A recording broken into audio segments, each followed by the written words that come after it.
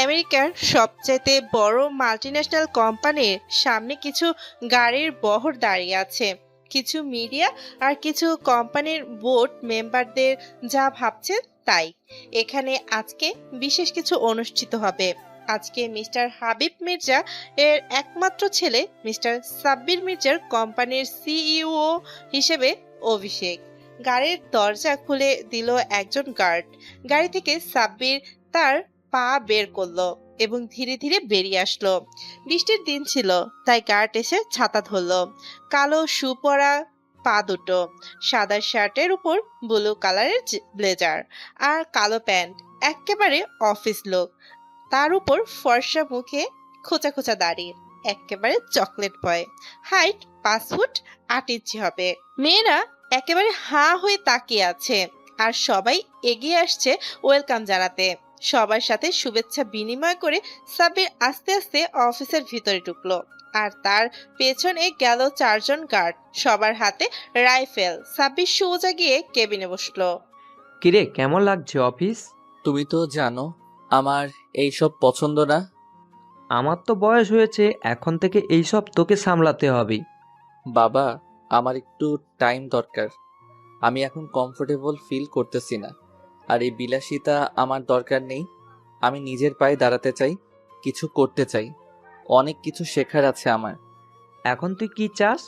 আমাকে কয়েক মাস জীবনটা নিজের মতো করে কাটাতে দাও। যদি কিছু না করতে পারিস? তাহলে সবকিছুর দায়িত্ব নিজের হাতে তুলে নিব। ওকে, ইওর টাইম স্টার্ট নাও। কিন্তু তুই অফিসিয়ালি এই কোম্পানির এমডি থাকবি। ওকে, কিন্তু আমার অবর্তমানে সব কে সামলাবে? আমি আছি না। That's like my dad.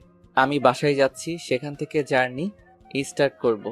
আর কদিন নানু বাড়িতে বেড়াতে যাব। তাহলে এক কাজ কর, যেহেতু বাংলাদেশে যাবি, সেখানে আমাদের কোম্পানির একটি বড় অফিস আছে, ওইটার কিছু হিসাব নিকাশ দেখে আসিস। ওকে। সাব্বির বেরিয়ে পড়লো গাড়ি নিয়ে।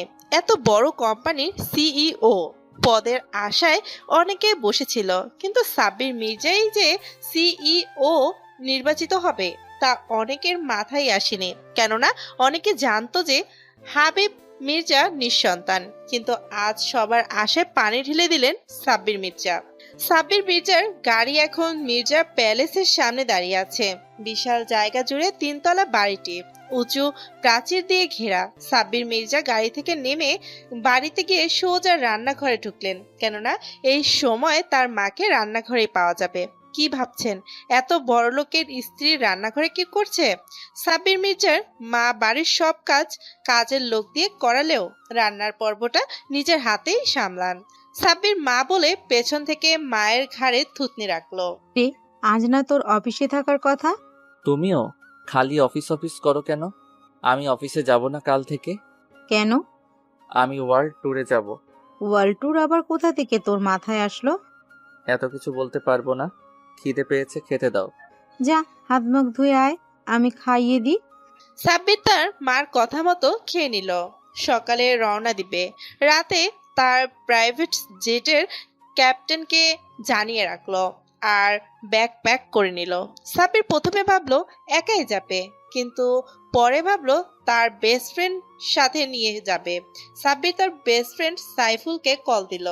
দোস্ত, কথা যা বলতেছি কান খুলে শুনে রাখ। সকালে তোর বাসার সামনে ব্যাকপ্যাক নিয়ে রেডি থাকিস, আমি তোকে পিক করে নিব। কিন্তু টুট টুট টুট কল কেটে দিচ্ছে কিছু বলার আগে। সাইফুল জানে যে সাব্বির নিশ্চয়ই কোনো জায়গায় যাওয়ার প্ল্যান করেছে, তাই সে সাব্বিরের কথা মতো রেডি হয়ে সকালে ওয়েট করতে থাকে। সাব্বির সকালে বাবা মাকে বিদায় জানিয়ে রওনা দেয় নির্দিষ্ট গন্তব্যের উদ্দেশ্যে। সাইফুল হঠাৎ গাড়ির হর্ন শুনতে পায়।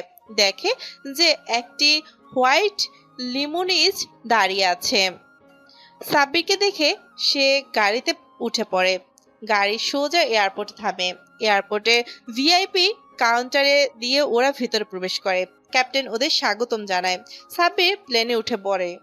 গন্তব্য বাংলাদেশ। প্লেন চলছে। সাব্বির আর সাইফুল বসে বসে সব প্ল্যান করে নেয় কিভাবে কি করবে। একটু পর সাব্বির ঘুমিয়ে পড়ে। সাইফুলের ডাকে ঘুম ভাঙে। উঠে পড়। পৌঁছে গেছি। অনেকক্ষণ হলো। চল। ফ্রেশ হয়ে দুজন বেরিয়ে পড়ল সাব্বির আর সাইফুল এয়ারপোর্ট থেকে। বেরিয়ে একটা ট্যাক্সি নিল। ভাবছেন তো যে ট্যাক্সি নিল কেন? আসলে সাব্বির চায় তার বাবার টাকার বিলাসিতা ছেড়ে নিজে কিছু করে দেখাতে। তাই সে যত পারবে তার বাবার দাপট ও টাকার গরম কমিয়ে দেখাবে। ট্যাক্সি ভাড়া মিটিয়ে দিয়ে সাব্বির একটা হোটেলে ওঠে। আজ রাত এখানেই কাটাবে। কাল রওনা দিবে নানার বাড়ির উদ্দেশ্যে। ম্যানেজারকে তাদের পরিচয় জানালে ম্যানেজার তাদের একটা কি কার্ড দেয়। কি কার্ডটা নিয়ে হোটেল বয় আমাদের একটা রুম নিয়ে যায়, ভিআইপি একটা রুমে। এই রুমে আগে থেকেই বুক করে রেখেছিল সাব্বির। হোটেল বয় চলে গেলে দুজন ফ্রেশ হয়ে খাবার অর্ডার দিলে হোটেল বয় খাবার দিয়ে যায়। দুজনে খাবার খেয়ে শুয়ে পড়ে। যেহেতু ক্লান্ত ছিল তাই ঘুমিয়ে পড়ে। সকালে ঘুম থেকে উঠে হোটেলের বাইরে আসতেই দেখতে পেল একটা ব্ল্যাক কালারের মার্সিডিজ দাঁড়িয়ে আছে। মোবাইলে একটা কল আসলো। দেখলো ওর বাবা কল দিয়েছে। কিরে, কেমন লাগলো সারপ্রাইজ?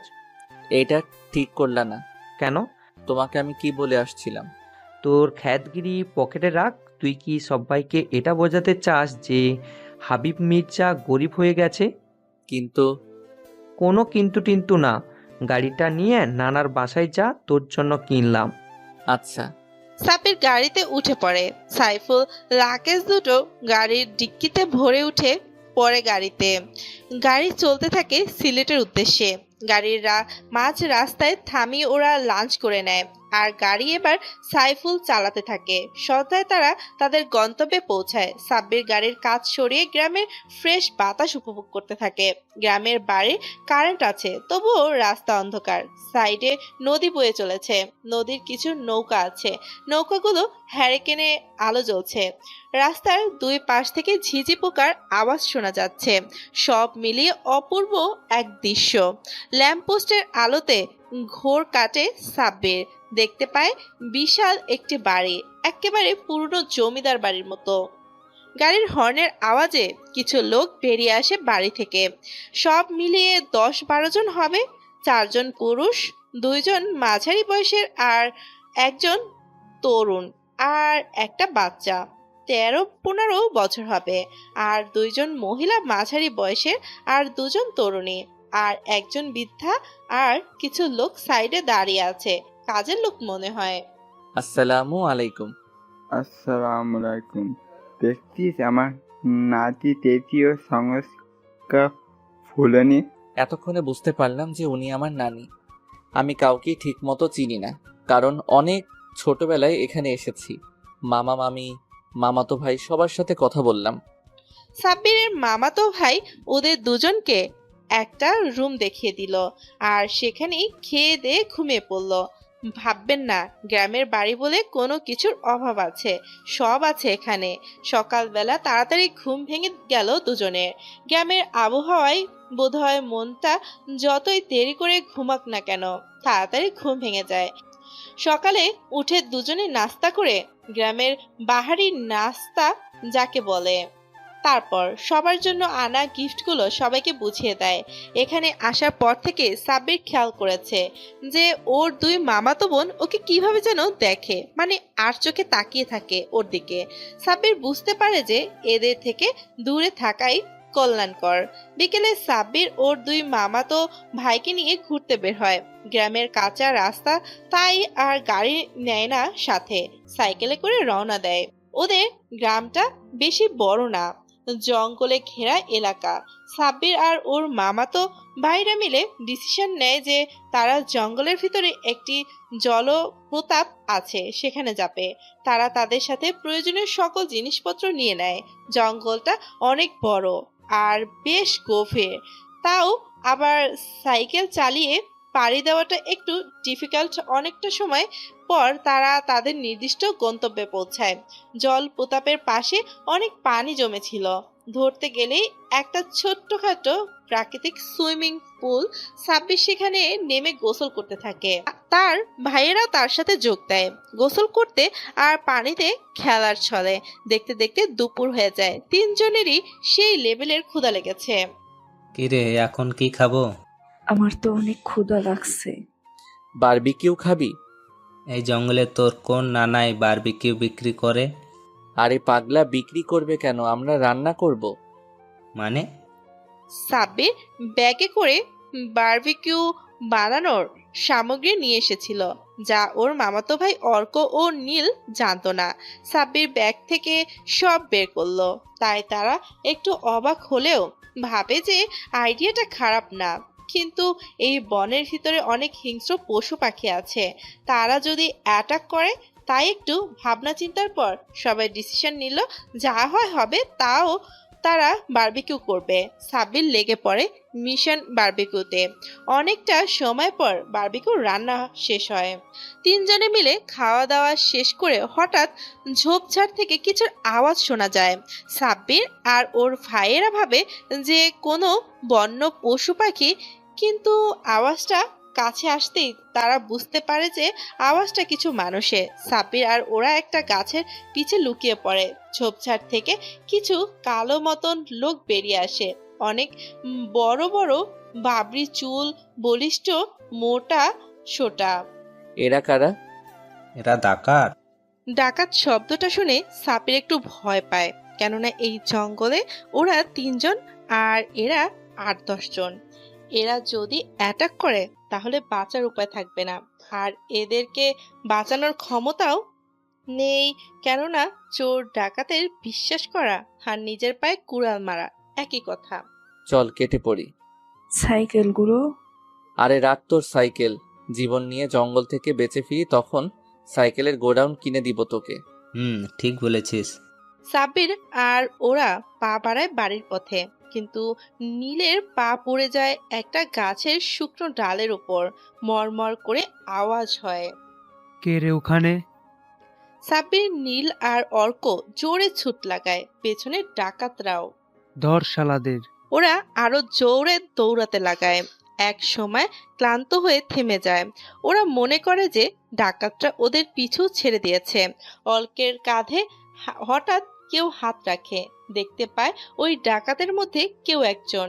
অর্ক তো ভয়ে ঘেমে একাকার হয়ে গেছে। দেখ তোর পিছে সাপ। কই? তোর নানির পুটকি সই। বলেই তিনজনে মিলে দৌড় দেয়। দৌড়াতে থাকে আর হাসতে থাকে। হাঁটতে হাঁটতে সন্ধ্যা হয়ে গেছে, তবুও রাস্তা খুঁজে পাওয়া যাচ্ছে না। আর অর্ক আর নীল তো বারবার সাব্বিরের বুদ্ধির তারিফ করছে। কিরে, তুই না বিদেশে থাকিস, তাহলে এইসব কই থেকে শিখলি? আরে ইউটিউব নামক অ্যাপ্লিকেশনের বদৌলতে। কথা বলতে বলতে হাঁটতে থাকে। হঠাৎ রাস্তার মতো কিছু চোখে পড়ে। সাব্বিরের দেখতে পায় মেন রাস্তা। সাব্বির, নীল আর অর্ক তো খুশিতে নাচতে থাকে। অনেকক্ষণ দাঁড়িয়ে থাকার পর একটা গাড়ি আসতে দেখা যায়। সাব্বির, অর্ক আর নীল তিনজনে গিয়ে গাড়ির সামনে গিয়ে দাঁড়ায়। গাড়িটি থেমে যায়। গাড়িতে বোধহয় দুজন মেয়ে আছে, তাই সাব্বির এগিয়ে গিয়ে যে মেয়ে গাড়ি চালাচ্ছিল তার কাছে যায় লিফট চাওয়ার জন্য। হ্যালো, শুনছেন? দুজনে দুজনের চেহারার দিকে তাকিয়ে ভূত বলে চিৎকার দেয়। সাব্বির, অর্ক আর নীল তিনজনের দিকে তাকিয়ে ভূত খুঁজতে থাকে, কিন্তু না, কোথাও ভূত নাই। ভাই, ওনারা মনে হয় আমাদের দেখে ভূত ভাবছেন। আমাদের এক একটার যে চেহারা, যে কেউ ভয় পাবে। অর্ক আর সাব্বির দুজন দুজনের চেহারা ভালো করে দেখলো। কি জানি একটা কিছু মনে করে দুজনেই মাটিতে হাসতে হাসতে গড়াগড়ি খেতে লাগলো। জঙ্গলে এতক্ষণ ঘোরাঘুরি করার ফলে চেহারা, চুল, জামা কাপড়ে 12টা বেজে গেছে, তাই ওরা হাসছে যে ওদের ভূত ভাবলো। সাব্বির গাড়ির দরজা খুলে ভেতরে পানির বোতল পেল, সেটা দিয়ে তিনজন আগে চেহারা ধুয়ে নিল। পরে মেয়ে দুটোর মুখে পানি ছিটাতে লাগলো। মেয়ে দুটোর জ্ঞান ফিরল। ড্রাইভিং সিটে বসে থাকা মেয়েটি চারদিকে একবার চোখ বুলালো, তারপর সাব্বিরকে আষ্টে পিষ্টে জড়িয়ে ধরলো। সাব্বিরের শরীরে যেন কারেন্টের শক বয়ে যাচ্ছে। এই প্রথম কোনো মেয়ে এভাবে জড়িয়ে ধরায় এরকম অনুভূতি হচ্ছে। অর্ক আর নীল থ হয়ে তাকিয়ে আছে। মেয়েটি সাব্বিরকে জড়িয়ে ধরে ভয়ে রীতিমতো কাঁপছে। সাব্বির বুঝতে পারে মেয়েটি প্রচুর ভয় পেয়েছে। সাব্বির মেয়েটিকে সান্ত্বনা দেয় যে সব ঠিক আছে, তবুও মেয়েটি নাছোড় বান্দা। ছাড়তে নারাজ। সাব্বির আর কথা বাড়ালো না। অর্ক আর নীল গাড়ির পেছনে বসে পড়ে, সাথে পাশে বসে থাকা মেয়েটি। সে এখন নর্মাল, আর সাব্বির ওই মেয়েটিকে কোলে নিয়ে গাড়ি চালাচ্ছে। কথোপকথনের মাধ্যমে জানা গেল যে এরা দুজন এখানে ঘুরতে এসেছে, কিন্তু কোনো হোটেল খালি পাচ্ছে না, সব বুক করা। তাই অন্য হোটেলের সন্ধানে যাচ্ছিল। আর রাস্তায় কি হলো আপনারা তো জানেনই। সাব্বির গাড়ি চালাচ্ছে, কোলে বসে রয়েছে মেয়েটি। চাঁদের আলো মেয়েটির মুখে এসে পড়েছে। সাব্বির এতক্ষণ মেয়েটির মুখের দিকে তাকালো। জ্যোৎস্নার আলোয় মুখটি মেখে রয়েছে ফর্সা, মুখের মাঝে নাক আর গাল লাল হয়ে আছে, হয়তো এখনো ঘুরে রয়েছে। মেয়েটি একটি শব্দ উচ্চারণ করেনি এখন পর্যন্ত। সাব্বিরের কেমন যেন ভালো লাগা কাজ করছে মেয়েটির প্রতি। হাওয়ায় মেয়েটির চুলগুলো উড়ছে। অর্ক আর নীল মেঘার সাথে গল্প করছে, আর হিয়া সাব্বিরের কোলে আছে। সাব্বির গাড়ি নিয়ে সোজা তাদের বাড়িতে আসলো। মেঘাকে বলে দিয়েছে যে চাইলে তারা এখানে থাকতে পারে।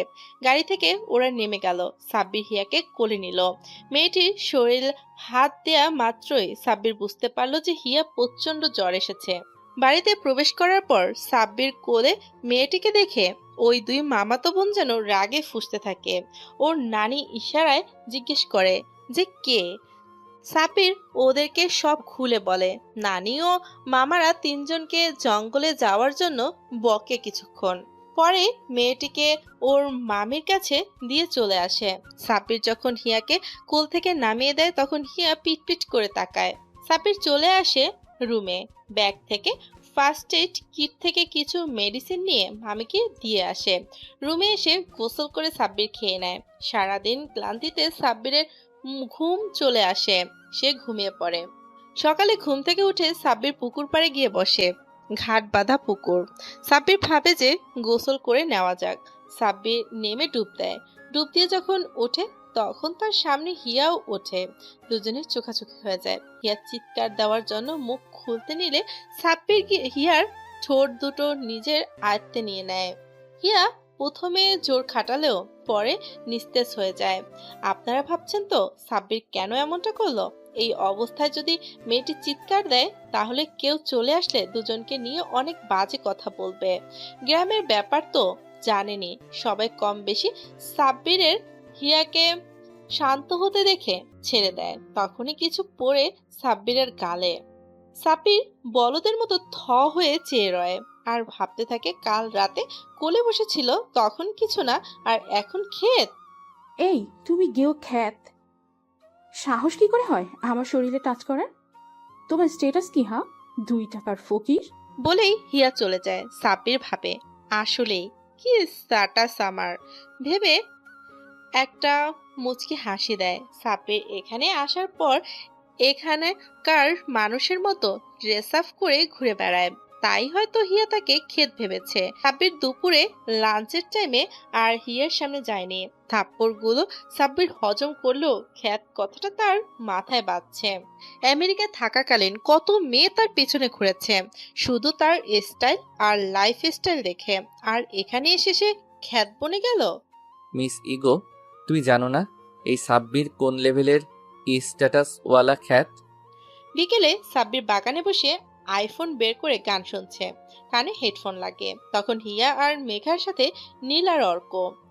ও মাই গড, ব্র্যান্ড নিউ মার্সিডিজ গাড়ি, তাও আবার এই গ্রামে, কিভাবে সম্ভব? কেন, গ্রাম বলে কি এখানে দামি গাড়ি আনা নিষেধ নাকি? আমি কি তাই বলেছি? মানে এখানে এত দামি গাড়ি কে ইউজ করে? সাব্বির ভাই। কি? মেঘা আর হিয়ার দাঁতের নিচের পাটি ঝুলে পড়েছে এই কথা শুনে। ওই খ্যাতের গাড়ি এটা? অবিশ্বাস্য। বিশ্বাস না হলে ওকে জিজ্ঞেস করে দেখেন। চলো জিজ্ঞেস করি। হ্যালো মিস্টার লুঙ্গি। সাব্বিরের কানে হেডফোন, তাই শুনতে পায়নি। এবার হিয়া সাব্বিরের হেডফোন খুলে ফেললো টান দিয়ে। এই যে কথা কি কানে যায় না তোর? কি সব অসভ্যতাম করছেন আপনি? আমার হেডফোন খুললেন কেন? বেশ রাগ নিয়ে কথাটা বলল। আসলে জিজ্ঞেস করতে চাইছিলাম যে ওই গাড়িটা কি তোমার? না, আমার না তো। ও যে বললো যে আপনার গাড়ি। ও মিথ্যা বলেছে, এটা ওর গাড়ি।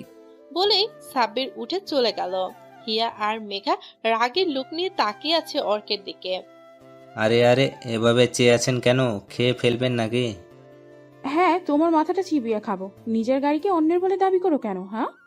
অর্ককে সাব্বির যাওয়ার সময় চোখের ভাষায় সব বুঝিয়ে দিয়েছে। এমনি মজা করলাম। তোমার মজার গুষ্টি গিলাই। আর ওর ভাব সাব দেখে মনে হয় যেন কোন নবাবজাদার ছেলে, কিন্তু গ্রামের খ্যাত। বলেই হিয়া হাসতে থাকে। সাব্বির চায় না যে কেউ তার আভিজাত্যকে ভালোবাসুক। সে চায় এমন কেউ তাকে ভালোবাসুক যে সুখে দুঃখে সবসময় পাশে থাকবে। দেখতে দেখতে 1 সপ্তাহ কেটে গেছে। হিয়া এই কয়েকদিনে সাব্বিরকে বিভিন্নভাবে অপমান করেছে, কিন্তু সাব্বির কোনো প্রতিবাদ করেনি। অবহেলা অপমান সহ করেছে। সে ইচ্ছে করেই এমনটা করেছে। নিজেকে এই বাড়ির কাজের লোকের মতো উপস্থাপন করেছে। সাব্বির দেখতে চায় মানুষ কতটা নিচে নামতে পারে। এই কয়েকদিনে মেঘার সাথে অর্কের খুব ভালো সম্পর্ক তৈরি হয়েছে। হিয়া কেমন যেন একঘেয়ে। মেঘা মেয়েটার মাঝে অহংকার বোধ খুব কম, কিন্তু হিয়া সে তার বাবার টাকার গরম দেখায়। তার বাবার নেহাত অনেক বড়লোক হতে পারে, কিন্তু সাব্বিরের বাবার কাছে হাতের ময়লা মাত্র। আর সাব্বিরের বাবা তার সমস্ত প্রপার্টি সাব্বিরের নামে ছোটবেলা থেকেই লিখে দিয়েছে। আজ হিয়াও মেঘা চলে যাবে, তাই অর্ক তাদের এগিয়ে দিয়ে গেছে। সাব্বিরও আজ রওনা দেবে। সাইফুল তার ফুপুর বাসায় গেছে, সেখানে যাবে। একদিন থেকে অফিসের কাজ সেরে নেবে। সাব্বির সবার কাছ থেকে বিদায় নিয়ে রওনা হয় গাড়ি নিয়ে। পথ অনেকটা সিলেট থেকে ঢাকা। সাব্বির গাড়ি চালাতে চালাতে সন্ধ্যা হয়ে গেছে, আর একটু পথ বাকি। হ্যালো, কই তুই? এই তো ঢাকা এসে গেছি, আর একটু পথ বাকি। ঢাকা কলেজের সামনে দেখ, নীল হিজাব পরিহিতা একজন মেয়ে দাঁড়িয়ে আছে, ওকে সাথে নিয়ে আয়। আরে কিসের মেয়ে? কার মেয়ে? নাম্বার তোকে টেক্সট করে দিচ্ছি, ওকে নিয়ে আসিস, ও তোকে ঠিকানা দিবে। আচ্ছা। সাব্বির চলে যায়। কলেজের সামনে সত্যি একটা মেয়ে দাঁড়িয়ে আছে, নীল হিজাব পরা। আমি ওই নাম্বারে ফোন দিলাম। মেয়েটি ফোন বেজে উঠল। আমি মেয়েটির সামনে গাড়ি থামালাম। মেয়েটি একটু অবাক হয়ে এত দামি গাড়ি দেখে। আপনি ভেতরে চলে আসুন। আপনি সাব্বির? জি। মেয়েটি ভেতরে এসে বসলো। মেয়েটি শুধু ঠিকানা বলছে, আর আমি সেই ঠিকানা অনুযায়ী গাড়ি চালাচ্ছি। আপনি কি কথা কম বলেন, না আমাকে দেখে আনকমফোর্টেবল ফিল করতেছেন? আরে না না, আমি কি একবারও বলেছি সেই কথা? আসলে আমি মানুষের সাথে একটু কম কথা বলি। বাট আমার নাম জানতে চাইলেন না? ও সরি, জিজ্ঞাসা করা হয়নি। আমার নাম ছোয়া। ওহ নাইস নেম। তো আপনি লেখাপড়া করেন না জব করেন? না, লেখাপড়া শেষ করেছি। এখন বাবার ছোটখাটো একটা কোম্পানি আছে, সেখানে জয়েন করব। ও ভালো তো। তো আপনার বাবা মা কোথায় থাকে?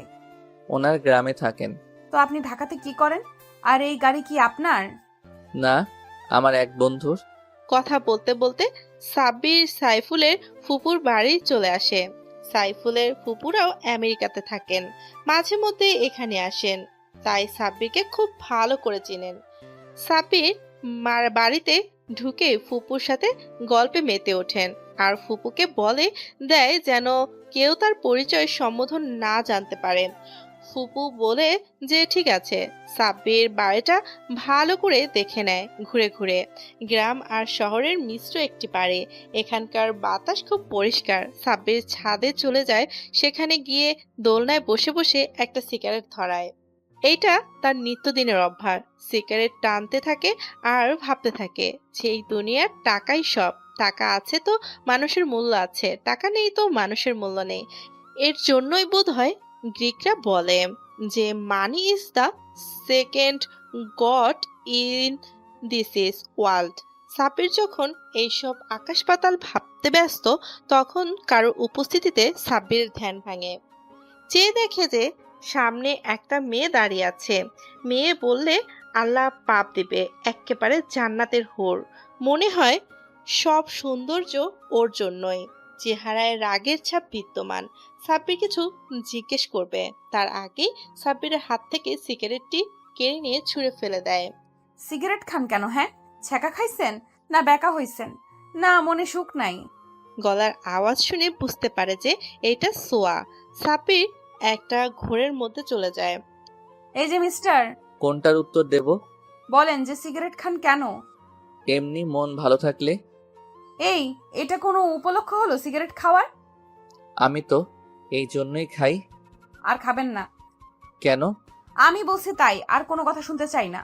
সাব্বির এখন কি বলবে তা ভেবে না পেয়ে হ্যাঁ সূচক মাথা নাড়ায়। রাতে খেতে বসে সাব্বির ও সবাই টিভিতে খবর চলছিল। অনেকদিন ধরে বাংলাদেশের বিজনেসম্যান ইন্ডাস্ট্রিতে একটি নাম সবচেয়ে বেশি জনপ্রিয়, আর তা হলো মির্জা গ্রুপ অফ ইন্ডাস্ট্রি। এই কোম্পানি শুধু বাংলাদেশ নয়, আমেরিকা সহ আরও 35টি দেশে এদের শাখা আছে। এখন প্রশ্ন হলো এই কোম্পানির নতুন সিইওকে নিয়ে। সবার সব আশায় পানি ঢেলে দিলেন হাবিব মির্জা। তিনি তার ছেলেকে সিইও ঘোষণা করলেন। কেউ জানতো না যে তার ছেলে আছে, আর আমাদের সূত্র থেকে জানা গেছে যে সিইও সাহেব বর্তমানে এই দেশেই আছেন। সাব্বির খবর দেখছিল, আর সাইফুল আর ওদের ফুপুও। সাইফুল আর তার ফুপু তো জানে যে কে সেই শিউ। খালা, তোমাকে বলেছিলাম না অনেক বড় কোম্পানি, আমি এই কোম্পানিতেই অ্যাপ্লাই করেছি। সাব্বির ছোঁয়ার দিকে একবার তাকায়। ভালো তো কবে করেছেন? এই তো গতকাল। ও আপনার চাকরি হয়ে যাবে, চিন্তা করবেন না। এমন ভাবে বলছেন যেন আপনি সিইও। সাব্বির একটু ঘাবড়ে গেল। এই মেয়ে কি করে জানলো যে আমি সিও না, খালি এমনি বলেছে? আরে আপনি ঘাবড়ে যাচ্ছেন কেন? আমি তো মজা করছিলাম। খাওয়া শেষ করে সাইফুল আর সাব্বির চলে গেল গাড়ি নিয়ে। উদ্দেশ্য ম্যানেজারের সাথে দেখা করা। সাব্বির গাড়ি চালাচ্ছে আর সাইফুলের সাথে টুকিটাকি কথা বলছে। মির্জা গ্রুপ অফ ইন্ডাস্ট্রির সামনে গাড়ি থামালো। আজ অফ ডে, তাই পুরো অফিস খালি বললেই চলে।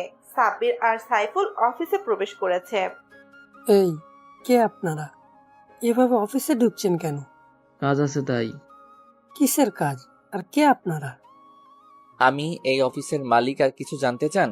সাইফুল ম্যানেজারকে কল দেয়। আর মজা করার টাইম পেলেন না? কোথা থেকে হুট করে এসে বলছেন যে আপনি অফিসের মালিক? কি হয়েছে এখানে? সাব্বিরকে এখানে দেখে ম্যানেজার অবাক হয়। ম্যানেজার জানে যে বর্তমান সিইও সাব্বির মির্জা, কিন্তু সে জানতো না যে সাব্বির মির্জা বাংলাদেশে এসেছে।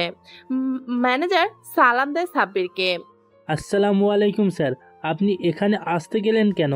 আমাকে বলতেন, আমি গাড়ি নিয়ে আপনাকে নিয়ে আসতাম। দারোয়ান এতক্ষণে বুঝতে পেরেছে যে তার সামনে যে দাঁড়িয়ে আছে সে CEO Sabbir Mirza. Sorry sir, আসলে আমি আপনাকে চিনতে পারিনি। আসলে কখনো আপনাকে দেখিনি তো স্যার, প্লিজ আমাকে মাফ করে দেন। আরে আরে কি করছেন আপনি? আমার বাবার বয়সী। আপনি আপনার দায়িত্ব পালন করেছেন, এখানে ক্ষমা চাওয়ার কি আছে? উঠুন। আসলেই স্যার, আপনি অনেক বড় মনের মানুষ। সাব্বির ম্যানেজারকে নিয়ে অফিসে ঢোকে। অফিসটা ভালো করে দেখে নেয়। অফিসে সিইওর চেম্বার ফাঁকা।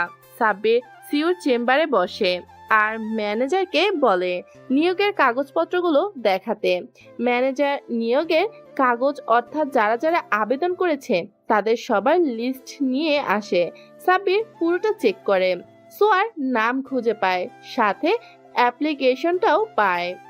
ম্যানেজার সাহেব, এই মেয়েটার চাকরি যেন হয়, ওকে ইনফর্ম করে দিবেন। Okay sir. কফি আনার ব্যবস্থা করুন।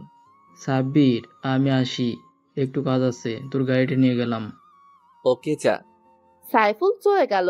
সাব্বির অফিসের কাজগুলো চেক করতে থাকে। সব হিসেব ঠিক আছে। আসলে ম্যানেজার অনেক সৎ, তাই সাব্বিরের বাবা ওনাকে অনেক বিশ্বাস করেন। তাই তো ওনার দায়িত্বে সবটা রেখে যান। কাগজগুলো চেক করতে আর অফিসে বাকি সব দেখে সাব্বির বেরোতে নিলে। আপনার গাড়িতে সাইফুল সাহেব নিয়ে গেছেন, আমার গাড়ি নিয়ে আপনাকে ড্রপ করে দিচ্ছি, চলেন। সাব্বির প্রথমে মানা করে, পরে ম্যানেজার জোর করায় সাব্বির রাজি হয়। সাব্বির গাড়িতে বসে ম্যানেজার সাহেবের গাড়ি চালাতে থাকে। দূর থেকে ব্যাপারটা একজন লক্ষ্য করে, সেটা আর কেউ নয়, স্বয়ং হিয়া। সে এমন কিছু দেখবে ভাবতে পারেনি। সে অবাকের চরম পর্যায়ে আছে, কেননা তার বাবা আর কেউ না, ম্যানেজার সাহেব। হিয়া এখানে এসেছিল তার বাবার কাছে। তখনই দেখতে পেল যে সাব্বির গাড়িতে উঠতেছে আর তার বাবা দরজা খুলে দিচ্ছে। হিয়া ভাবতে থাকে, কে এই সাব্বির যে তার বাবা ওকে গাড়িতে বসিয়ে ড্রাইভারের মতো চালাচ্ছে, আর এই খ্যাত এত বড় কোম্পানির অফিসে কি করে? এইসব ভাবতে ভাবতে গাড়ি ছেড়ে দেয়। হিয়া পেছনে দাঁড়িয়ে ভাবতে থাকে, ওই দিন অর্ক বলল যে মার্সিডিজ গাড়িটা সাব্বিরের, আবার আজ তার বাবা এত বড় কোম্পানির ম্যানেজার হয়ে সামান্য ওই খ্যাতের ড্রাইভার হয়ে গাড়ি চালাচ্ছে। হিয়া ভাবে যে দারোয়ানকে জিজ্ঞেস করবে, তাই দারোয়ানের কাছে যায়। এই দারোয়ান, এইমাত্র আমার বাবার সাথে যে ছেলেটা গেল সে কে? কার কথা বলছেন ম্যাডাম? স্যারের কথা? কে স্যার? কিসের স্যার? ওই ফকিন্নির বাচ্চাকে স্যার বলিস কেন? মাফ করবেন ম্যাডাম, আপনি হয়তো জানেন না যে উনি কে, আর জানলে আপনি ওনাকে এইসব বলতেও হাজারবার ভাবতেন। হিয়ার ফোনে কল আসে। হিয়া চলে যায় না শুনেই যে সাব্বির আসলে কে। সাব্বিরকে ম্যানেজার সাহেব বাড়িতে ড্রপ করে দেয়। ম্যানেজার সাহেব চলে যান আর সাব্বির বাসায় এসে সোজা রুমে যায়, গিয়ে গোসল করে নেয়। তারপর ব্যাগ থেকে ল্যাপটপটা বের করে নেয় আর তার আব্বুকে ভিডিও কল দেয়। আসসালামু আলাইকুম আব্বু, কেমন আছো? ওয়ালাইকুম আসসালাম, আমি ভালো আছি। তো আজকে সূর্য কোন দিকে উঠেছে যে তুই কল দিলি? কেন বাবা, পূর্ব দিকেই তো উঠেছে। আর আমি কি তোমাকে কল দিতে পারি না নাকি? আরে বাবা, আমি কি সেই কথা একবারও বলেছি তুই আমার একমাত্র ছেলে, তুই কল দিবি না তো কে কল দিবি বল? তো বল, কেমন কাটছে সময়? হেব্বি। আজকে অফিসে গিয়েছিলাম, পরশু জয়েন করব। আর ফাইলগুলো অর্ধেক চেক করেছি, আরও কিছু বাকি আছে, ওইগুলোও চেক করে ফেলবো। আর আমার অ্যাকাউন্টে কিছু টাকা ট্রান্সফার করো। কেন? আমার অ্যাকাউন্ট তো তুই জানিসই, তুই বের করে নে। না বাবা, তুমি দাও। আমার অ্যাকাউন্টে মাত্র 90 কোটি টাকা আছে, আরও 200 কোটি টাকা ট্রান্সফার করে দাও। আচ্ছা, আর কোনো কিছু প্রয়োজন হলে আমাকে জানাস, আর বাড়িতে পৌঁছে তোর আম্মুর সাথে কথা বলিয়ে দেব। আচ্ছা বাবা, নিজের যত্ন নিও, আমি শীঘ্রই চলে আসবো। আচ্ছা বাই। বলেই কল কেটে দেয়। সাব্বির খেয়াল করেনি যে দরজায় কেউ দাঁড়িয়ে আছে। দরজায় তাকিয়ে দেখে যে সোয়া দাঁড়িয়ে আছে। সোয়া কি তাহলে সাব্বিরের কথাগুলো শুনতে পেয়েছে?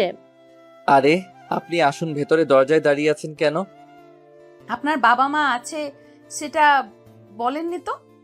সাব্বির যেন হাঁপ ছেড়ে বাঁচলো, মানে সোয়া কিচ্ছু শুনতে পায়নি। ও, ওনারা গ্রামে থাকেন, আপনার সাথে একদিন পরিচয় করিয়ে দিবনি। খালা আপনাকে খেতে রাখছেন। আপনি যান, আমি আসছি। আরে বাস, আপনি এত দামি ল্যাপটপ ব্যবহার করেন? আম্মুকে কতবার বললাম একটা ল্যাপটপ কিনে দিতে, কিন্তু দিচ্ছে না। বলছে যে কিছুদিন পরে কিনে দিবে, কিন্তু কিছুদিন আর যেন শেষ হচ্ছে না। সাব্বির জানে যে সোয়া খুবই গরিব ফ্যামিলি থেকে বিলং করে। ওর কাছে যেখানে কয়েকশো কোটি টাকাও কিছু না, সেখানে সোহার কাছে সামান্য ল্যাপটপটাই অনেক কিছু। এইদিকে আসুন, বসুন। আপনার চাকরির কি খবর? কিছু জানাইনি এখনো। মানে কিছু বলেনি এখনো? রেগে যাচ্ছেন কেন? মনে হয় হবে না? সামান্য গরিব ঘরের সন্তান আমি। আমার না আছে মামা খালুর রেপুটেশন, আর না আছে টাকা যে চাকরিটা হবে আমার, তাই সবটা উপরওয়ালার উপর ছেড়ে দিয়েছি। আপনার চাকরি হবে, আলবাত হবে। আপনার চাকরি হবে না তো কার চাকরি হবে? ধন্যবাদ, কিন্তু তবুও। কোনো কিন্তু না, আপনি যান, খাবার খান, আমি একটু আসছি। সাইফুল চলে এসেছে, তাই সাব্বির গাড়ি নিয়ে বেরিয়ে যায়। একটা জিনিস কিনে আবার বাড়িতে ফিরে আসে। আপনি কোথায় চলে গিয়েছিলেন? আমি কখন থেকে বসে আছি খাবার নিয়ে। এত রাতে কেউ বাড়ির বাইরে যায়? একটু বাইরে গিয়েছিলাম, চলুন আমি খেয়ে নিচ্ছি। সোয়া সাব্বিরের হাতে একটা প্যাকেট লক্ষ্য করে। সাব্বির খাবার খেয়ে রুমে চলে যায়। একটু পর সোয়ার মোবাইলে একটা মেসেজ আসে। সোয়া মেসেজটা ওপেন করে খুশিতে নাচতে থাকে। সোয়া কাঁদছে, কিন্তু এই কান্না দুঃখের কান্না নয়, এই কান্না সুখের কান্না। সোয়ার চেঁচামেচির আওয়াজ শুনে সবাই বেরিয়ে আসে। সাব্বির তো বেকুব হয়ে গেছে যে এই মেয়ে কেন কাঁদছে, আবার কি হলো? কিরে মা, কাঁদছিস কেন? কোনো সমস্যা হয়েছে? সোয়া দৌড়ে গিয়ে ফুপুকে জড়িয়ে ধরে আর ফুপিয়ে কাঁদতে থাকে। ফুপু, আমার চাকরি হয়ে গেছে। কি বলছিস মা? হ্যাঁ ফুফু, মাত্র অ্যাপয়েন্টমেন্ট লেটার পেলাম। ও এত গুড নিউজ তো কাদার কি আছে? আর আপনার জন্য আরেকটা সারপ্রাইজ আছে। আরেকটা সারপ্রাইজ মানে? সাব্বির সোয়ার সামনে একটি বড় প্যাকেট ধরে আর সোয়ার বাচ্চাদের মতো প্যাকেটটা নিয়ে খুলতে থাকে। সোয়া প্যাকেটটা খুলে দেখে যে একটা অ্যাপেল কোম্পানির দামি ল্যাপটপ। সোয়া আবেগে আপ্লুত হয়ে সাব্বিরকে জড়িয়ে ধরে। সবাই তাকিয়ে আছে দুজনের দিকে। সাব্বির লজ্জায় পড়ে গেছে। অন্যদিকে সোহাও কোনো ধারণা নেই চারপাশে কি হয়ে যাচ্ছে। ফুপু তো মুচকি হাসি দিয়ে চলে গেলেন। সাব্বির সোয়াকে আস্তে আস্তে বলে, ছোঁয়া, এই ছোঁয়া, কি হচ্ছে? এইভাবে জড়িয়ে ধরার মানে কি? দেখো সবাই কিভাবে তাকিয়ে আছে। সোয়া এতক্ষণে জ্ঞান হলো, তাই তাড়াতাড়ি সাব্বিরকে ছেড়ে দিল। Sorry, I am really sorry. আসলে আমি কোনো দিন এরকম গিফট পাইনি তো, আর আজ চাকরিটা হয়ে গেছে, তাই খুশিটা সামলাতে পারিনি। কোনো ব্যাপার না, আমি কিছু মনে করিনি, কিন্তু চারপাশের মানুষ তো, ফুপু আর সাইফুল তো কি না কি ভেবে নিয়েছে। আসলে লজ্জায় নাক আর গাল লাল হয়ে গেছে। হইছে, আর বলতে হবে না, বুঝতে পারছি। কিন্তু আমি আপনার থেকে গিফটটা নিতে পারবো না। সাব্বিরের কেন যেন অনেক খারাপ লাগলো। কেন, পছন্দ হয়নি? না অন্য কালার পছন্দ? না আরো দামি ল্যাপটপ লাগবে? আমি কি বলেছি একবারও সেই কথা? তো আমার জানা মতে ল্যাপটপটির দাম 1.5 থেকে 2 লক্ষ টাকা। আপনি এত টাকা কোথা থেকে পেলেন যে 2 লক্ষ টাকা দিয়ে ল্যাপটপ গিফট করলেন? সাব্বির এখন কিছুটা বলবে ওর ব্যাপারে, না হলে সোয়া গিফট নিবে না। সেটা নিয়ে তোমাকে ভাবতে হবে না। আমার অ্যাকাউন্ট থেকে 2 থেকে 4 লক্ষ টাকা গায়েব হয়ে গেলেও আমার বোঝার ক্ষমতা থাকে না। আর এত সামান্য 2 লক্ষ টাকা, আমার সম্পর্কে আপনি কিছুই জানেন না। চাইলে ফুপুর কাছে জিজ্ঞাসা করতে পারেন। আর ল্যাপটপটা না নিলে আমার চাইতে খারাপ আর কেউ হবে না। এই বলে সাব্বির চলে যায় আর সোয়া ঠায় হয়ে দাঁড়িয়ে থাকে। নিয়ে নে, ও যখন গিফট করেছে নিয়ে নে। আর ওর সম্পর্কে তুই কিছুই জানিস না, কিন্তু শীঘ্রই জানতে পারবি। কে উনি খালা? জানতে পারবি, সময় আসতে দে। বলে ফুপু চলে গেলেন। সোয়ার মাথা চুলে হাতাচ্ছে আর ভাবছে, কে এই সাব্বির? তাতে আমার কি? যাই হোক, মানুষটা যথেষ্ট ভালো। সোয়ার কালকে জয়েনিং ডেট। সোয়ার সব গোছগাছ করে রাখে। সকালে সবাই নাস্তা করে নেয়। সোয়া, সাব্বির আর সাইফুল একসাথে রওনা দেয়। সাব্বির সোয়াকে অফিসে অবধি ড্রপ করে দেয়, তারপর এয়ারপোর্টে যায়। 2টা মার্সিডিজ আর একটা লিমুজিন লম্বা জিপ অর্ডার দিয়েছিল, ওইগুলো আনতে যায়, সাথে কিছু গার্ড নিয়ে যায়। এয়ারপোর্টের ভিআইপি কাউন্টারে দিয়ে ভেতরে ঢুকে একটা কার্গো প্লেনে গাড়িগুলো এসেছে। গার্ডরা গাড়িগুলো নিয়ে এয়ারপোর্ট থেকে বেরিয়ে আসে। সাব্বিরদের ঢাকায় কয়েকটা বাংলো আছে, ওইখানে যাবে গাড়িগুলো রাখতে। এয়ারপোর্ট থেকে যখন বের হয় তখন একটা ভিআইপি ব্যাপার স্যাপার তৈরি হয়। সাব্বিরের সামনে একটা গাড়ি, পেছনে 2টা গাড়ি। অনেকে দেখেছে তাকিয়ে। এখানে আরো কেউ দেখেছে যা সাব্বিরের অজানা, সে হলো হিয়া ও মেঘা। মেঘা গাড়ির ভেতরে সাব্বিরকে দেখতে পায়। গাড়িগুলো প্রচন্ড গতিতে সামনে দিয়ে চলে যায়। হিয়া দেখতে পায়, কিন্তু কেউ শিওর না যে এটা সাব্বির, কেননা সাব্বিরের সাথে এই ভিআইপির ফ্যাসিলিটি যায় না। মেঘা, তুই কিছু দেখেছিস? আগে বলছো, তুই কি কিছু দেখেছিস? সাব্বিরকে দেখলাম গাড়িতে। আমিও তো দেখলাম। কে এই সাব্বির যে ওই দিন বাবা ওকে নিজে গাড়ি ড্রাইভ করে নিয়ে গেল, আবার আজকে এয়ারপোর্ট থেকে ভিআইপি ভাবে গাড়ি নিয়ে বেরিয়ে গেল? আমার মাথায় কিচ্ছু যাচ্ছে না। আমারও। বাট হিয়া, তুই অনেক পস্তাবি। কেন? সেটা সময় বলে দেবে। সাব্বির বাংলোতে পৌঁছে গেছে। গার্ডদের থাকা খাওয়ার ব্যবস্থা করে দিয়ে চলে যায় ফুপুর বাসায়। কাল সাব্বির সিইউ হিসেবে আসন গ্রহণ করবে। মিডিয়াকে ব্যাপারটি জানিয়ে দেয় সাইফুল। সাব্বির বাসায় পৌঁছানোর পথে সোয়াকে অফিস থেকে পিক করে নেয়। সোয়াকে কেন যেন মন মরা দেখাচ্ছিল। সাব্বিরের থেকে ব্যাপারটি লুকায় না, ও ঠিক ধরে ফেলে।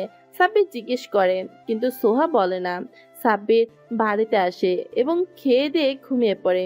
সকালে আজ সাব্বিরের বাবার কথা রাখার দিন। আজ সাব্বির বাংলাদেশে মির্জা গ্রুপ অফ ইন্ডাস্ট্রির দায়িত্ব নেবে। সোহাকে ডাক দেয় সাব্বির। ও যেতে অনীহা প্রকাশ করে, বলে যে ও আর চাকরি করবে না। অফিসে কে কি বলেছে তোমাকে? কেউ কিছু বলেনি। সত্যি করে বলো, কে কি বলেছে? ম্যানেজারের মেয়ে। কি? ম্যানেজারের মেয়ে কি বলেছে? আমাকে অপমান করেছে থার্ড ক্লাস বলে। আজকে ওর একদিন তো আমার একদিন। মানে আপনি কি মজা করবেন? ওনাদের অনেক ক্ষমতা, মির্জা গ্রুপের ম্যানেজারের মেয়ে বলে কথা। বাপেরও বাপ আছে, আজ সেটা দেখবা। সোহা কিছু বুঝতে পারছে না কি হতে চলেছে। তুমি রেডি হও, আজকে আমার সাথে অফিসে যাবা। দেখি কার এত সাহস। সাইফুল রেডি হয়ে নে। সাব্বির রুমে চলে যায় আর কিছুক্ষণ বাদে বেরিয়ে আসে। একটি কালোর ভিতরে নীল টাক্সিডো পরনে, চুলগুলো স্পাইক করা, আর হাতে দামি রোলাক্স ঘড়ি আর দামি লেদারের শু। কালোর ভিতরে সাব্বিরকে একেবারে ম্যান ইন ব্ল্যাক মনে হচ্ছে। সোহা হা হয়ে দেখছে। সাব্বির ওর সামনে এসে তুড়ি বাজায়।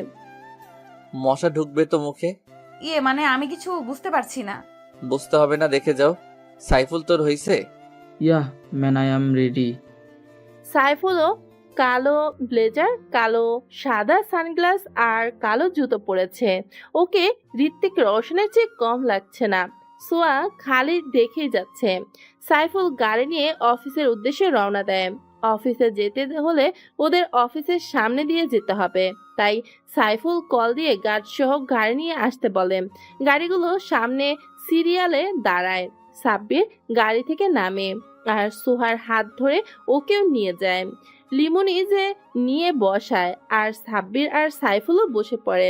সাব্বির আর সাইফুল হাসছে সোহার চেহারা দেখে। ওর চোখগুলো সহ চেহারা দেখার মতো। ও ভাবছে হচ্ছেটা কি, সাব্বির কে, আর এইসবের মানেটা কি, আর আমরা কোথায় যাচ্ছি। গাড়ি এসে মির্জা গ্রুপ অফ ইন্ডাস্ট্রির সামনে এসে থামলো। চারদিকে গাড়িকে ঘিরে দাঁড়ালো হাজার হাজার মানুষ আর সাংবাদিক রিপোর্টাররা। সবার চোখ গাড়ির দিকে। আর সোহার তো সব মাথার উপর দিয়ে যাচ্ছে। সে ভাবছে কি হচ্ছে তার চোখের সামনে। আর কে সাব্বির? সাব্বির দেখলো ম্যানেজার আর অফিসের উচ্চ পদস্থ স্টাফরা অফিসের গেটে দাঁড়িয়ে আছে ফুলের তোড়া হাতে নিয়ে। সাব্বির গাড়ি থেকে নামে দুজন গার্ড এসে লিমোনিজের দরজা খুলে দেয় আর বাকি গাড়িগুলো থেকে গার্ডরা নেমে আসে, সবার হাতে রিভলভার। সাব্বির লুক দিয়ে আগেই বলেছিল। একটি কালোর ভিতর নীল ট্যাক্সিডো পরনে, চুলগুলো স্পাইক করা আর হাতে দামি রোলাক্স ঘড়ি আর দামি লেদারের শু। কালোর ভিতরে সাব্বিরকে একেবারে ম্যান ইন ব্ল্যাক মনে হচ্ছে। সাব্বিরকে রিপোর্টাররা ঘিরে ধরে আর গার্ডরা সাব্বিরকে প্রোটেকশন দিচ্ছে। সোহা শুধু দেখে যাচ্ছে। সাইফুল সহ সোহাও সাব্বিরের পেছন পেছন যায়। সোহা ভালো করে তাকিয়ে দেখে এটা সেই অফিস যেখানে সে জব করে, মানে মির্জা গ্রুপ অফ ইন্ডাস্ট্রিজ। আজকের দিনটা সোহার শক্টের উপর যাচ্ছে। সাব্বির এগিয়ে গেলে ম্যানেজার সহ সবাই সাব্বিরকে স্বাগতম জানায়। উচ্চ পদস্থ স্টাফদের সাথে শেক হ্যান্ড করে এর মধ্যে একটি চেনা মুখ শেক হ্যান্ড করার জন্য হাত বাড়িয়ে দেয়, কিন্তু সাব্বির হাত মেলায় না। কেননা এ আর কেউ না, হিয়ার চোখ যেন কোঠর থেকে বেরিয়ে আসার উপক্রম। সে ভাবছে সাব্বির তাহলে এত বড় কোম্পানির সিইও। আর সোহাও একই কথা ভাবছে, কিন্তু দুজনের মনে একই কথা সাব্বির কেন আগে বলেনি। সাব্বির এগিয়ে যায়। ম্যানেজার সহ সকল উচ্চ পদস্থ কর্মকর্তা সহ মির্জা গ্রুপের বাংলাদেশ শাখার সকল শেয়ার হোল্ডাররা সাব্বিরের পিছু পিছু গেল। অফিসের বর্ণনা দেই। 50 তলা একটা বিল্ডিং, অনেকটা জায়গা জুড়ে, শহরের একেবারে কেন্দ্রবিন্দুতে অবস্থিত। আর 5000 স্টাফ নিয়ে এই অফিস চলে। ভাববেন না যে মাত্র 5000 লোক এই অফিসে কাজ করে।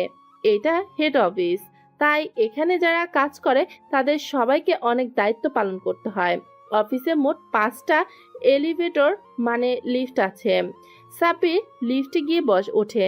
পেছনে ম্যানেজার সহ আরো কয়েকজন, যার মধ্যে ম্যানেজারের মেয়েও আছে। লিফট চলতে থাকে, মানে উপরে উঠতে থাকে। গন্তব্য 22 তলা। ওইখানে সিউর চেম্বার।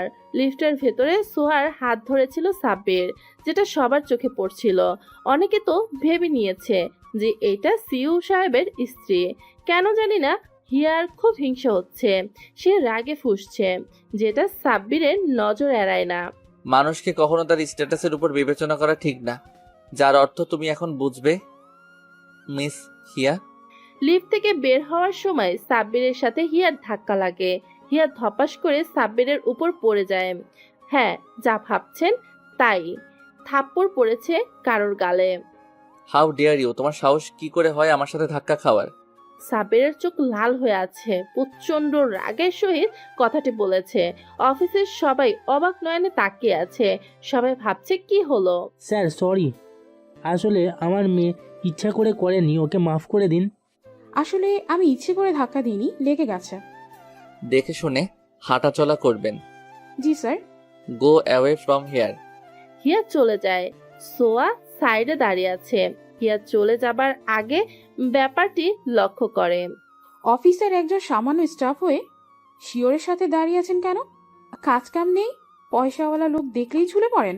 মিস হিয়া, আপনি বেশি বলে ফেলছেন। আমার স্ত্রীকে অপমান করার কোনো অধিকার নেই আপনার। সোয়া কিছু বলতে যাবে তার আগেই সাব্বির কথাটি বলে ফেলে। সোয়ার কিছু বলার ভাষা নেই। সাব্বির ওকে নিজের স্ত্রী বানিয়ে নিল, তাও আবার এক মুহূর্তেই। হিয়া সাব্বিরের কথা শুনে যেন আকাশ থেকে পড়ল। সাথে আশেপাশে যারা ছিল সবাই সাব্বিরকে জিজ্ঞেস করেছে যে সোয়া যদি সাব্বিরের স্ত্রী হয়ে থাকে, তাহলে সাব্বিরের স্ত্রীর পরিচয়ে এই অফিসে আসেনি কেন? আপনাদের কার্যকলাপ দেখতে ওকে আমি পাঠিয়েছিলাম, আপনারা কে কি করেন তার উপর নজরদারি করতে। হিয়ার কেন জানি খুব খারাপ লাগলো এই শুনে যে সাব্বির বিবাহিত, কিন্তু এটা সাব্বিরের টাকার জন্য না, সাব্বিরের ভালোবাসার জন্য। হিয়া আর কিছু না বলে শুধু সরি বলে চলে গেল। সবাইকে যার যার কাজে পাঠিয়ে সাব্বির সোহাকে নিয়ে কেবিনে যায়। সোহা যেন বাক প্রতিবন্ধী হয়ে গেছে। সে আর কিছু বলতে পারছে না। এখনো সে শক্টের ভিতর আছে। ছোয়া, ছোয়া, এই ছোয়া, হুম। কি হয়েছে, এমন করে রয়েছো কেন? আমি কি আপনার স্ত্রী? না। তাহলে সবাইকে বললেন যে? তোমার অপমানের প্রতিশোধ নিতে। শুধু এর জন্যই? কেন, তুমি অন্য কিছু আশা করেছিলে? না, আমার আর কি আশা করার থাকতে পারে? আমি স্ট্যাটাস অনুযায়ী আমি স্বপ্ন দেখি, তার বাইরে না। সোয়া সাব্বিরকে এই কয়েকদিনে অনেকটা ভালোবেসে ফেলেছে। আসলেও মানুষটাই এমন। কিন্তু ভেবেছিল বলে দিবে, কিন্তু আজ যখন জানতে পারলো যে সাব্বির এত বড় লোক, তখন ভেবে দেখলো সাব্বিরের সাথে ওর স্ট্যাটাস যায় না, কেননা ও অনেক গরিব ঘরের সন্তান। সাব্বির ব্যাপারটা খানিকটা আন্দাজ করতে পেরেছে, তাই ভাবলো কিছু একটা করা যাক। সাব্বির ওর কাজে মনোনিবেশন করলো, আর সোয়া সাব্বিরের পাশের কেবিনে বসে ফাইল ঘাটছে আর চোখের পানি ফেলছে। লাঞ্চ টাইমে সাব্বির সোয়ার কেবিনে গিয়ে দেখলো যে সোয়া চোখ মুখ লাল হয়ে আছে। সাব্বির বুঝতে পারলো কেন এমনটা হয়েছে। লাঞ্চ করতে ডাকলে সোয়া না করলো, বলল যে খাবে না। এক নাগাদ অফিস শেষ করে সাব্বির ছোঁয়াকে নিয়ে রওনা দেয়। একটা বড় রিসোর্টের সামনে গাড়ি থামে। পুরো রিসোর্টটা অন্ধকার, এক চিলতে আলোও নেই। সোয়া ভাবে যে এখানে কেন এলো তারা। ভয় পেও না, তোমার কোনো ক্ষতি হবে না। আমি কি বলেছি যে আমি ভয় পেয়েছি? না, কিন্তু তোমার চেহারা বলছে। সোয়া নিজেকে স্বাভাবিক করে নেয়। সাব্বির ছোঁয়াকে নিয়ে ভিতরে যায়। পুরোটা অন্ধকার, শুধু একটা টেবিলে একটা মোম জ্বালানো। সাব্বির ছোঁয়াকে নিয়ে টেবিলে বসায়। সোয়া টেবিলে তাকিয়ে দেখে বিভিন্ন খাবারের আইটেম। সাব্বির ছোঁয়াকে নিয়ে ডিনার করে নেয়। ডিনার শেষ হতে মিউজিক বাজতে শুরু করে। সাব্বির হাঁটু গেড়ে বসে সোয়ার সামনে বসে। সোয়া বুঝতে পেরেছে যে কি হচ্ছে, শুধু ভ্যাবলার মতো চেয়ে চেয়ে দেখছে। এই কি করছেন? হাঁটু গেড়ে বসে পড়লেন কেন? কথা কম বলো, শুধু দেখে যাও। বলবেন তো কি করছেন? আরে দেখো না কি করছি, এত কথা বলো কেন? বাচ্চাদের মতো। বয়স হয়নি তোমার, কিছু বুঝো না? বুঝি তো, কিন্তু আপনি যেটা করছেন মনে হয় প্রপোজ।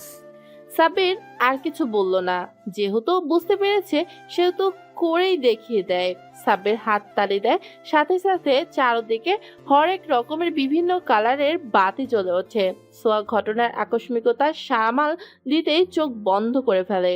আস্তে আস্তে চোখ খোলে, চারদিকে চেয়ে দেখে কাচের তৈরি একটি রুম, বেলুন দিয়ে সাজানো, পুরো গ্রিন হাউসের মতো। আর চারদিকে হরেক রকমের দেশি বিদেশি ফুলের সমারোহ। পূর্ণিমার আলো কাচের ছাদ ভেদ করে এসে চারদিকে ছড়িয়ে পড়েছে। অনেক সুন্দর করে সাজানো সবটা, মনে হচ্ছে অনেক সময় লেগেছে এরকম করে সাজাতে। ছোঁয়া, আস্তে করে মিষ্টি কণ্ঠে একটা ডাক দেয়। চারিদিকে এত আয়োজন দেখছো, তা শুধু তোমারই জন্য। হ্যাঁ, এত বেলুন, ফুল, ডেকোরেশন সব তোমারই জন্য। আরো বেশি করা উচিত ছিল, প্লাস প্লেসটাও আরো সুন্দর হতো, কিন্তু কি করব বলো, অল্প সময়ে এতটুকুই সম্ভব ছিল। চারিদিকের ফুলের সুবাস তোমার পবিত্রতার জানান দিচ্ছে। ফুলগুলো দেখো, তোমার রূপে লজ্জা পেয়ে ফুটে উঠছে না। চাঁদের আলোও যেন তোমাকে আজ হিংসে করছে, কারণ চাঁদের আলোর চেয়েও তুমি বেশি স্নিগ্ধ। বাতাস আজ উতলা হয়ে উঠেছে তোমারই ছোঁয়া পেতে। হ্যাঁ, এই পরিবেশের সৌন্দর্য তোমার চাইতে বেশি নয়। তুমি অপরূপা, তাই তো আমি তোমারই প্রেমে পড়েছি। ভেবো না শুধু তোমার রূপের প্রেমে পড়েছি, তোমার গুণের প্রেমেও পড়েছি। তুমি আমার সুখ ও দুঃখ এর ভাগিদার হবে। কথা দিচ্ছি, কষ্ট তোমাকেও ছুতে পারবে না। এই বলে সাব্বির ছোঁয়ার হাতটি ধরে পকেট থেকে একটি প্লাটিনামের ডায়মন্ডের রিং বের করে সোয়ার হাতে পরিয়ে দেয়। সোয়া ভেবেছিল তার ভালোবাসা একতরফা, যা কখনো পূর্ণতা পাবে না। পেলেও দয়া করা বা করুণা হবে, কিন্তু সাব্বির যে সোয়াকে এভাবে প্রপোজ করবে তা ভাবতেও পারেনি। সাব্বিরের কানে কারো ফুপিয়ে কান্নার আওয়াজ আসে, লক্ষ্য করে যে সোহা কান্না করছে। আরে পাগলি, এখানে কান্না করার কি হয়েছে? বুঝতে পারছি তুমি আমাকে পছন্দ করো না, অসুবিধা নেই, আমি কাউকে জোর করব না। বলে সাব্বির উল্টো দিকে হাঁটা দাঁড়ে। সোহা কিছু বলেও বলতে পারে না, সাব্বির বেরিয়ে চলে যায়। অনেকটা কষ্ট পায় সাব্বির। ভেবেছিল সোহাও সাব্বিরকে পছন্দ করে, কিন্তু সোহার ব্যবহারে তা বুঝতে পারলো না। সাব্বির গাড়ি চালিয়ে বেরিয়ে যায় একটি নদীর পাড়ে, গিয়ে বসে মনের কষ্ট আক্ষেপগুলো নদীর পানিতে নিজের চোখের পানি ফেলে নদীর সাথে ভাগ করে নেয়।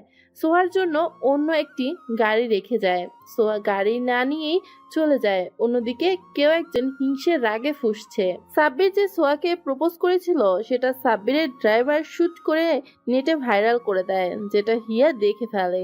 হিয়া পুরোটা ভিডিও দেখেনি, কারণ পুরো ঘটনা ড্রাইভার শুট করতে পারেনি। অনেকে ভিডিওটি কমেন্ট করেছে, অ্যাকসেপ্ট করুন, দুজনকে মানিয়েছে, রোমান্টিক জুটি, সাব্বির হ্যান্ডসাম, সোয়া কিউট, বিউটিফুল ইত্যাদি। এসব দেখে হিয়া রাগে ফুঁসে। আসলে এই রাগটা কেন? হিয়া যখন আগে জানতো সে সাব্বির গরিব, তখন তো এমন লাগেনি। তাহলে যখন সাব্বিরের ক্ষমতা, টাকা পয়সা দেখলো, তখন থেকেই কেন হচ্ছে? এটা আর যাই হোক ভালোবাসা না, লোভ। হিয়া প্ল্যান করে যে ছোঁয়ার ক্ষতি করবে সে, উদ্দেশ্য কিছু গুন্ডা পাঠায়। সাব্বির তার লোকদের মাধ্যমে খবরটি পেয়ে যায়। নদীর পাড় থেকে গাড়ি নিয়ে বাসা যায়, গিয়ে জানতে পারে সোয়া এখনো ফিরেনি।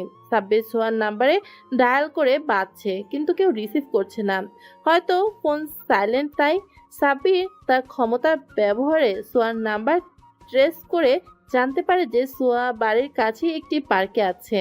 সাব্বির চিন্তায় পড়ে যায়, এত রাতে পার্কে, তাও আবার সোহা। সাব্বির গাড়ি নিয়ে পার্কের কাছে যায়, গিয়ে ভেতরে সোহাকে দেখে একটি বেঞ্চে বসে আছে। সাব্বির সোহাকে বুঝতে দেয় না যে সাব্বির এখানে আছে, কারণ সাব্বিরের এখন সোহার সামনে যেতেও সংকোচ হচ্ছে। সাব্বির আবারও খবর পায় যে ওরা সোহাকে মারতে এখানে আসছে। সাব্বির পার্কের একেবারে দৌড় প্রান্তে অপেক্ষা করতে থাকে। একটু বাদে একটা গাড়ি আসে। 4-5 জন লোক নামে গাড়ি থেকে, দুজনের হাতে ছুরি আর একজনের হাতে হকি স্টিক। বড় ভাইরা কোথায় যাওয়া হচ্ছে শুনি? তুই কে রে যে তোকে বলতে যাব? সামনে থেকে সর। আরে ভাই, এত তারা কিসের, একটু ওয়েট করো। তোর নিশ্চয়ই মরতে ইচ্ছে হয়েছে যে সামনে থেকে সরছিস না। আরে ভাই কুল, এত গরম মেজাজ স্বাস্থ্যের পক্ষে ভালো না। দাঁড়া, তোর স্থান কি আর ক্ষতি কি জিনিস দেখাচ্ছি। বলেই সাব্বিরের নাক বরাবর একটা ঘুষি মারে। সাব্বির মাটিতে পড়ে যায়, নাক দিয়ে রক্ত বের হতে থাকে। কি রে, বুঝেছিস না আরো বোঝাতে হবে? ভাই আমি ছাত্র ভালো, একবারই বুঝতে পারছি। এইবার যা শেখালেন তা আপনাদের করে দেখাই। দেখা, আমরাও দেখি। ধর শালারে। বলেই তিনজন মিলে সাব্বিরকে অ্যাটাক করে আর সাব্বির একা তিনজনের সাথে মারামারি করতে থাকে। এক পর্যায়ে তিনজনের অবস্থায় খারাপ করে দেয় সাব্বির, কিন্তু হঠাৎ কিছুর জোরালো আঘাত অনুভব করে পিছে। দেখতে পায় একটা গুন্ডা তার মাথায় হকি স্টিক দিয়ে বাড়ি দিয়েছে। সাব্বির নিজেকে অনেক কষ্টে সামলে নেয় আর আবার লেগে পড়ে। এইবার চারজনের অবস্থা খারাপ করে দেয়। চারজন ওর সাথে পেরে না উঠে গাড়ি নিয়ে চলে যায়। সাব্বির নিজের গাড়ির সাথে গিয়ে হেলান দিয়ে বসে পড়ে। এতক্ষণ খেয়াল করেনি যে মাথা ফেটে গলগল করে রক্ত বেরোচ্ছে। রক্তে গায়ের জামার কালার বদলে গেছে। বুঝতে পারে যে ওর অবস্থা বেগতিক, তাই সাইফুলকে কল লাগায় আর ঠিকানা দিয়ে চলে আসতে বলে।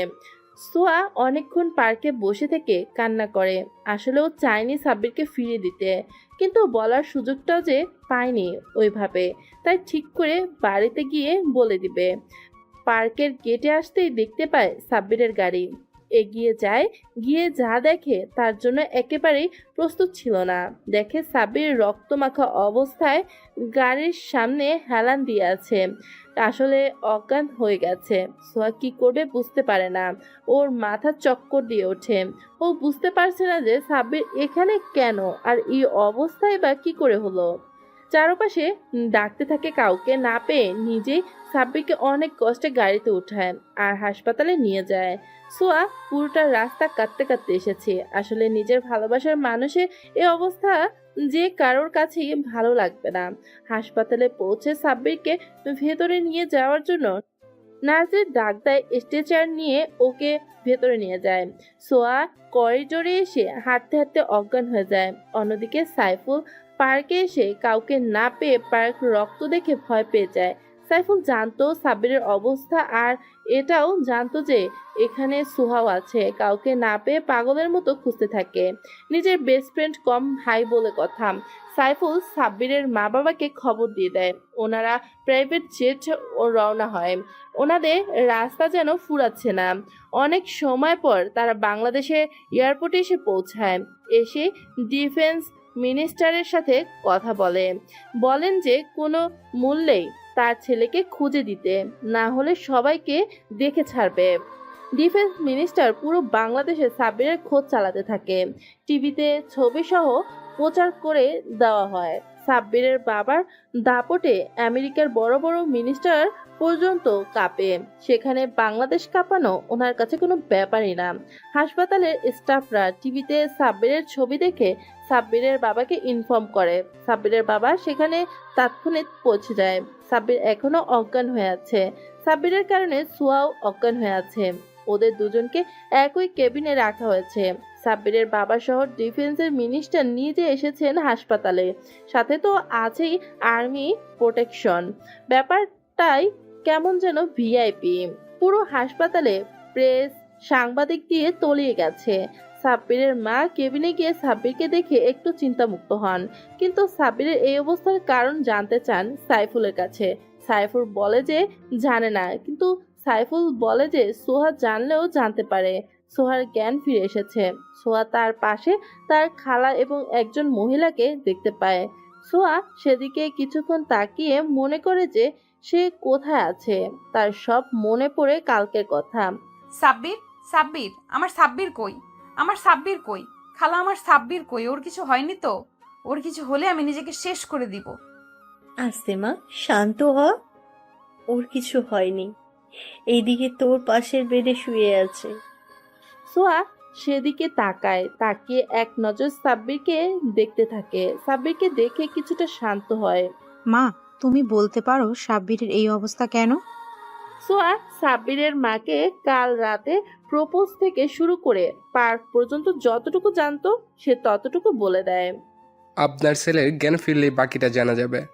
ডাক্তার জানায় যে কিছুক্ষণের ভিতরে সাব্বিরের জ্ঞান ফিরে আসবে।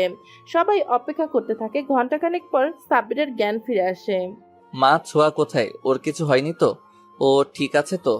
কিচ্ছুটি হয়নি, এই যে তোর সামনে বসে আছে। সাব্বির সোয়াকে দেখতে পেয়ে আশেপাশে কি আছে তার তোয়াক্কা না করে সোয়াকে জড়িয়ে ধরে। সোয়া সাব্বিরকে জড়িয়ে ধরে ফুপিয়ে কান্না করতে থাকে। সাব্বির কিছুক্ষণ বাদে চারিপাশে সবাইকে দেখতে পেয়ে সোয়াকে ছেড়ে দেয়। বাবা, বলো তো কিভাবে এমন হয়েছে আর কে করেছে? সাব্বির সবটা বলে দেয় আর প্রচন্ড রাগের সহিত বলে যে ওকে ছাড়বে না, সর্বোচ্চ শাস্তি দিবেন। স্যার, এবার আমি তাহলে আসি। আপনার অপরাধী কিছুক্ষণের ভিতরে কারাগারে অবস্থান করবে, আমি কথা দিচ্ছি। Thanks a lot. Sir, it's my duty. সবাই চলে গেলে কেবিনে সাব্বির, ওর মা বাবা আর সাইফুল, ফুপু আর সোয়া আছে। সোয়া, সরি তোমাকে কষ্ট দেওয়ার জন্য। আসছে এখন সরি বলতে। আর একটু অপেক্ষা করলে তখন কি ক্ষতি হতো, এই পরিস্থিতির সৃষ্টি তো হতো না। সাব্বির, তোর ব্যাপার স্যাপার কি? তোকে বিয়ের জন্য এই জন্যই রাজি করানো যায় না। আমি কিন্তু খুব খুশি, আমার মেয়ে অনেক পছন্দ হয়েছে। তোমাদের পছন্দ হলে তো হবে না। যার মনে জায়গা চাইছি সে তো দিবে না বলছে। আমি যাই, তোমরা কথা বলো। আর এক পা সামনে গেলে পা ভেঙে এখানে পঙ্গু বানিয়ে রেখে দিব, তারপর আমি সেবা করব। তোর এইবার একটা ব্যবস্থা করতে হবে। হ্যাঁ, আমার বৌমাই পারবে তোর একটা ব্যবস্থা করতে, তোকে বাদর থেকে মানুষ বানাতে। আমি এখনো বিয়েই করলাম না আর এনারা বৌমাও বানিয়ে নিয়েছে। কেন আমাকে বিয়ে করবে না? না। কি? আরে বাবা, ফায়ার হও কেন? আমি তোমাকেই বিয়ে করব। তোমাকে ছাড়া কাকে বিয়ে করব? এইরকমই বাধ্য হয়ে থাকবা। সবাই হাসতে থাকে আর সাব্বির সবার চেহারা দেখছে। টিপ দে শালা।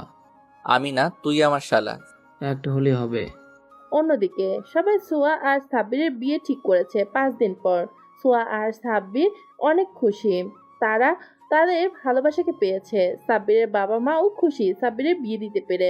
আর হিয়াকে অ্যারেস্ট করা হয়েছে 7 বছর পর। আব্বু, তুমি অফিস থেকে আসার পথে আমার জন্য টফি নিয়ে এসো। Abu, আমার জন্য বাইয়াল থেকে বেটি চকলেট আনবা। ওকে মামনি। আব্বু, তাহলে আমার জন্যও এনো। আরে তুমি এখনো অফিসে যাওনি? আমার জান পাখিরা যেতে দিলে তো যাব। কি ব্যাপার, তোমাদের আব্বুকে যেতে দিচ্ছ না কেন? আম্মু, আমিলা ভাইয়া। আবার আমাকে দোষ দিচ্ছ, দেখছো আব্বু? আচ্ছা, কারোরই দোষ নাই। আমি এইবার তাহলে আসি। তোমার দাদু ভাই গাড়িতে বসে আছে। ওকে পাপ্পা। তাহলে আমার পাপ্পি কই? সাদাত আর পরি সাব্বিরের 2 গালে কিস করে। আরো একজন বাকি আছে। সাদাত, পরি, তোমাদের দিদুন ডাকছে, যাও। ওকে। ওকে। বাচ্চাদের সামনে রোম্যান্স করা চাই, হ্যাঁ? জানো না আমি একটু বেশি রোমান্টিক। ওলে আমার বাবুটা। বলে সাব্বিরের ঠোঁটে আলতো করে একটা ভালোবাসার পরশ দেয়। এভাবেই চলছে সাব্বির আর সোহার জীবন। দোয়া করবেন যেন এভাবেই চলতে থাকে, সুখ দুঃখে একে অপরের পাশে থাকে। আপনাদের দৌড়াদৌড়ির পর্ব এখানেই শেষ।